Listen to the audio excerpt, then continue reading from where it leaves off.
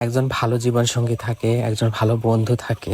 তো আমার জীবনসঙ্গী তো তুলি আছে, আর আমার সবচেয়ে ভালো বন্ধু হচ্ছে আমার মেয়ে। আসসালামু আলাইকুম বন্ধুরা, সবাই কেমন আছেন? বাপ বেটি মিলে আজকে প্রায় বেলা 11টার দিকে রিক্সায় করে চলে গেলাম রাজশাহীতে, আর রাজশাহী সাহেব বাজারে। ঈদ প্রায় লেগে গেছে মনে হলো মার্কেটে ঢোকার পর। আমাদের গ্রাম অঞ্চলের মানুষদের কাছে মনে হয় ঈদের 3 থেকে 4 দিন আগে কেনাকাটা শুরু করে, অথচ শহরের মানুষেরা কিন্তু রোজার প্রথম থেকেই একদম কেনাকাটার ধুমধারাক্কা শুরু করে দেয়। যারা শহরে থাকে এটা তারা নিশ্চয়ই বুঝবে। আর আমি মার্কেটে ঢোকার পরে মানে এত অবাক হয়েছি যে রোজার তো মাত্র 2টা যাচ্ছে, মানে গতকালকের ভিডিও এটা।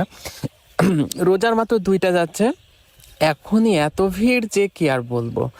তো এখানে এসে তো মেয়ের জন্য হালকা পাতলা কিছু গজ কাপড় কিনে নিয়েছি, যেহেতু আমরা সেলাই করি বাড়িতে।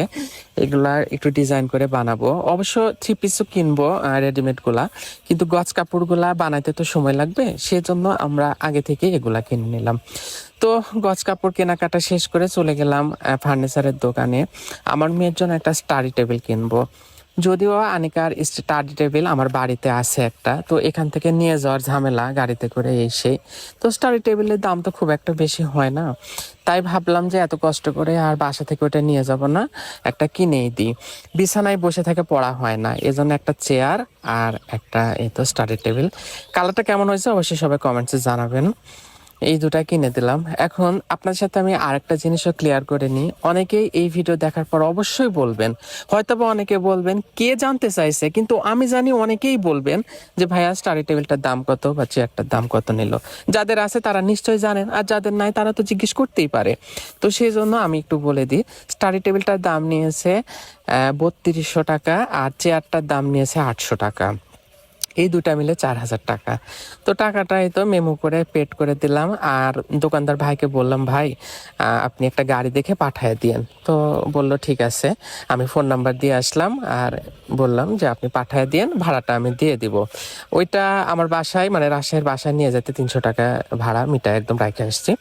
এদিকেই তো আমরা বিকেলবেলা ব্যালকনিতে বসে আছি আর অপেক্ষা করছি কখন আসবে। চলে এসেছে, আমরা উপর থেকে দেখছিলাম গাড়িটা এসে থামলো।